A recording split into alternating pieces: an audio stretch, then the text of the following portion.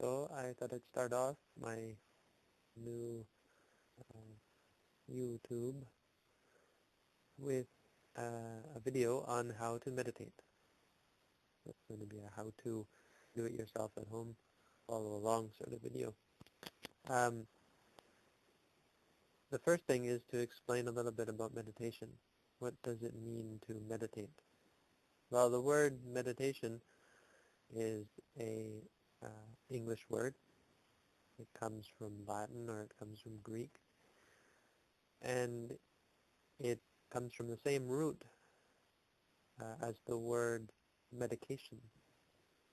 But medication is something which cures the sickness, it remedies the sicknesses in the body. Meditation is something which remedies the sicknesses in the mind. And so someone might ask, well, I don't have mental illness, I'm not sick in my mind. Why should I meditate? But we consider mental sickness means any mental upset or mental stress. So people who are all stressed out, if you have a friend who's got stress or depression or sadness or short attention span, ADD, ADHD, and so on, hyperactive disorders. This is the reason why we meditate. We practice to do away with any sort of mental upset, even if we're an ordinary person, but we find our lives are just not as fulfilling as we'd wish them to be, or so on. Many reasons to practice meditation, to make the mind strong and firm, and to make the strong peaceful and happy. And since the focus of my YouTube is, my channel is for peace and for happiness, I thought this would be a good start to teach people how to find inner peace and inner happiness, because this then, of course, unfolds into outer peace and outer happiness. When we're all innerly peaceful and happy, this is how we bring about world peace and world happiness.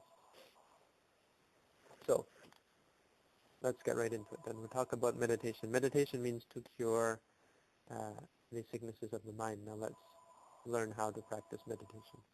So I'm going to start, this is only going to be part one, and we'll go slowly through this, and in my next part I'll teach a more advanced sort of meditation and so on and so on.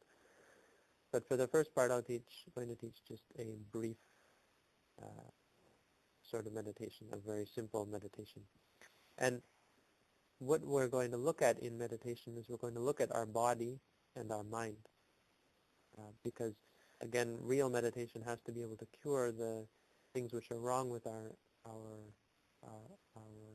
minds, wrong with our subconscious and our conscious mind. So we have to use that as our object. We can't do any of these fancy transcendental meditations or imagery or so on and so on, creative visualizations and so on. We can't do any of that. This won't cure us of the problem, because it has nothing to do with what is the real problem, which is up here and down here. I'm going to start by teaching sitting meditation. And most people might think, well, all meditation is sitting. What's so special here? Well, this isn't so. Next, I'm going to teach walking meditation, but first, sitting meditation. Sitting meditation, so everyone hold up your right hand. Don't worry, no vows. We're going to use our right hand and place it on your stomach. You don't have to get right in there. If you place it on top of your clothes or your robes, that's fine. Just so that you can feel your stomach. And try to feel the breath going into the body and the breath leaving the body. Or you can use the body as our subject, our object. Sorry. When the breath goes into the body, the stomach will rise. Does this naturally. You don't have to force it. You don't have to artificially make it long or deep. Only just watch the breath as it naturally goes into the body. Watch the stomach as it rises. And when the breath reaches the stomach will rise naturally. When the breath goes out of the body, the stomach will fall naturally. And we're going to use a word to keep our minds fixed on the stomach, because otherwise our minds are going to wander and we're not going to see really clearly about this body, starting with the stomach. If we can't see clearly about the body, we're not going to be able to see clearly about the mind, because of course the mind, where does the mind live? It lives in the body. When we're starting with the stomach, we're going to use this as a way to see also the mind. Okay? So what we're going to do when the stomach rises, naturally, we're going to say to ourselves, rising. And when the stomach falls, we're going to say to ourselves, falling. Rising, falling. Rising, falling. And you can keep your hand there. If it gets to the point where you don't need to use your hand and you can feel it even without having your hand there, you can take your hand away and put your hands on your lap, just like you see the Buddha do. However you like, you can put your hands. You can do this in a chair. You can do this, even do this lying down, lying meditation, rising, falling, however you choose to do it. We'll do this all together now for a few minutes, and then we'll quit for today. It's a brief introduction to Vipassana meditation which helps us to see clearly, which will be a cause for us to cure the mental upset or mental illnesses which we all carry around with us, depression and sadness. We're going to work them out slowly, but we'll start here with a very simple meditation based on the stomach. We just say in our minds, rising, falling. You don't have to say it out loud. Please don't say it out loud. In the mind on the rising and the falling. Okay, we'll do that now for a few minutes.